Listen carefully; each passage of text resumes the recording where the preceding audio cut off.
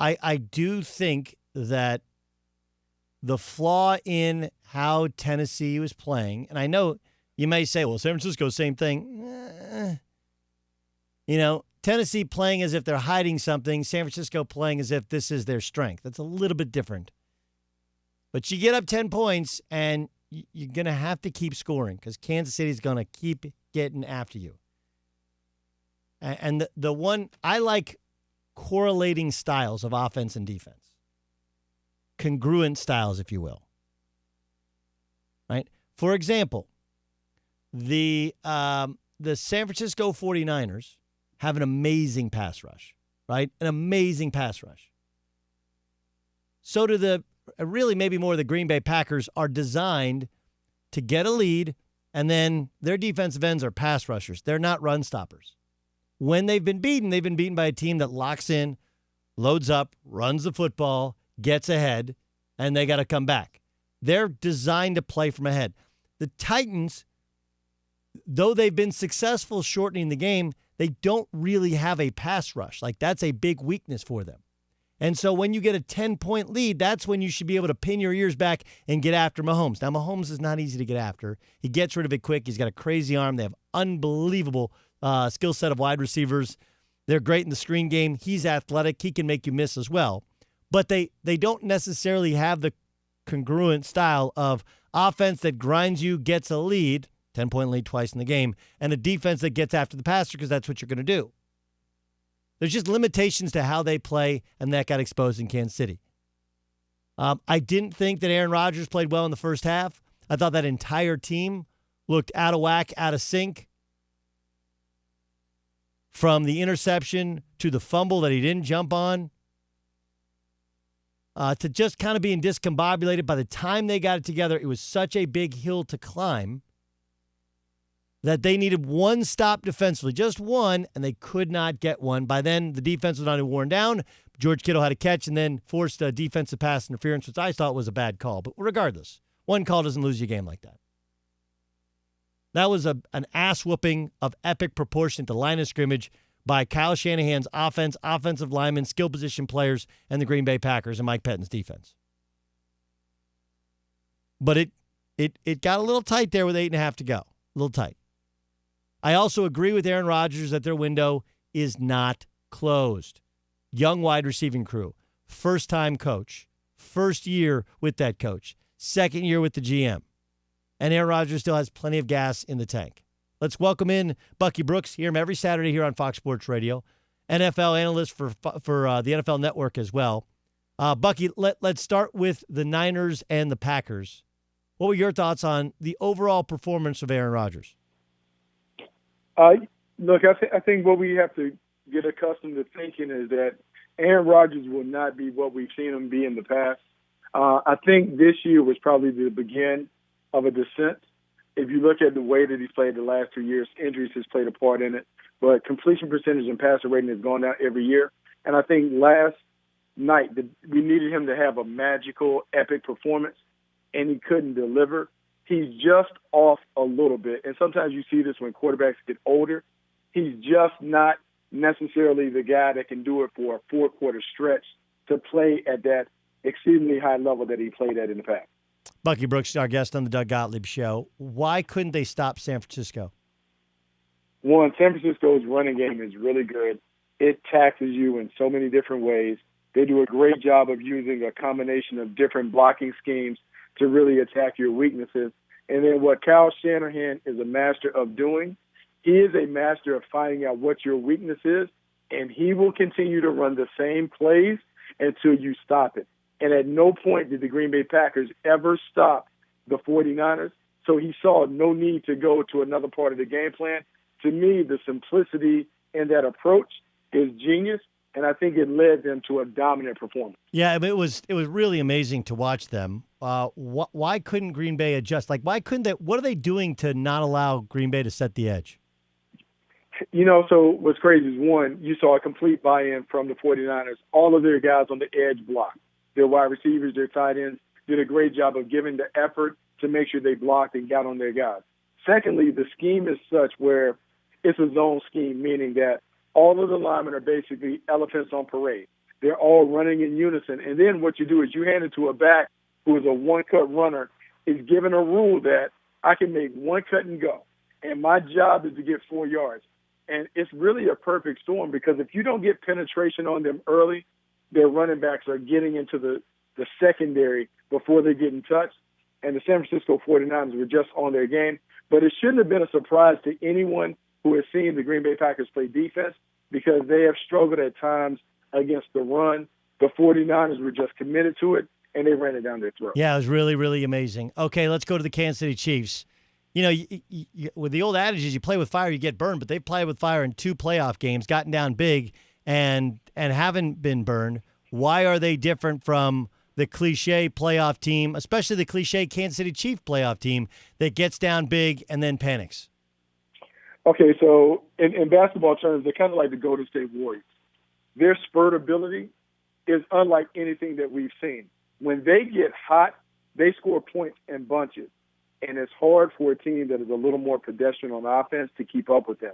Patrick Mahomes is magical, and because he's so magical, not only as a thrower, but as a selective runner, he really puts the defense in a bind. The Tennessee Titans decided that they wanted to double-team Tyreek Hill and Travis Kelce and take away the big play. But what they didn't count on is Patrick Mahomes being increasingly willing to use his legs to pick up first down yardage. And so when they're only bringing 3 and they're dropping 8 and they're double-teaming everybody, but the quarterback runs, you just don't have enough defenders to stop everything. They just have an offense that really challenges you in terms of how you want to play them. Yeah, 11-on-11 football is very difficult. Very, very, very difficult. Doug Gottlieb Show here on Fox Sports Radio. Is that the ceiling with Tannehill? I mean, look, to a point. And I think, look, the Tennessee Titans can win a lot of games playing the way that they play. They are the classic team that they wait for you to beat yourself. They're solid. They don't have a lot of penalties. They don't turn the ball over. They grind it out, shorten the game. And they're willing to bank that you will make mess-ups before they do. And in this game, they had the game the right way. They just couldn't contain Patrick Mahomes and that offense. And even though they had the game on their terms, eventually the offense from Kansas City wore them down, and they were able to seize control of the game, and that was the difference. But with Tannehill can be good, but he is a guy that needs everything around him to be great. He's not necessarily the guy that can kind of carry the squad. What do you think of the matchup, Kansas City versus San Francisco? Man, it's a great matchup. It's a difficult matchup for both teams for different reasons. It's difficult for Kansas City because the running game from the 49ers will really test you. It will test your discipline, your detail, your gap integrity. And so if you're not on your game, they will run it down your throat. And they've shown a commitment to run. This is a team that finished in the top 5 in rushes, so they will run it. So that's the challenge. The challenge for the 49ers is how do you defend Pat Mahomes and the speed that they have on the outside. Everyone is going to talk about the pass rush and Joey Bosa and Dee Ford and DeForest Buckner. But the one thing that Kansas City enjoys over the 49ers, the speed on the perimeter. It's a slow secondary, but they haven't been able to be challenged because the pass rush has been so good. If Kansas City is able to protect them, if they're able to tire out the front line, they can have a chance to attack a secondary that doesn't necessarily have the most speed that we've seen. That would be their advantage. I think for Kansas City to win, they got to play fast. You should see them play with more tempo. You also should see them run the defense from side to side, bubble screens, perimeter runs, tire them out early, and hope that you can knock them out in the fourth quarter. I mean, look, if you look at the second half yesterday, I know they had just such a big lead it didn't matter, but there was no pressure on Aaron Rodgers in the second half. It did seem like that defensive front got tired. Yeah, the defensive front did get tired because it's hard to pass rush over the course of a 4-quarter game. I think Kansas City can up the tempo, play with more pace, tire those guys out, and then what you're dealing with is Pat Mahomes without a pass rush. That then kicks the advantage to the Kansas City Chiefs. It'll be a fascinating game to watch, and it'll be interesting to see if Kyle Shanahan plays a little defense with his offense, if he runs it and slows the tempo down a little bit to keep Pat Mahomes on the sideline. Pat Mahomes, how good? Man, he is so good. He's real good. And I know people don't want to think about this, but I think the reason Kansas City was so fascinated with him, with Andy Reid and John Dorsey, he is every bit as close to Brett Favre during his prime. I'm talking about Brett Favre in the mid-'90s, 95, 96, 97. We'd have won 3 MVPs. He's Brett Favre plus. He has the magic with even a little more athleticism, and his poise for being a 24-year-old is uncommon. You just don't see a guy who's a gunslinger still take care of the ball to the level that he does. I mean, he's a phenomenal player. Did we learn anything about Jimmy G? No, we haven't learned anything about Jimmy G. I think, look, Jimmy G is a good quarterback, a very good quarterback.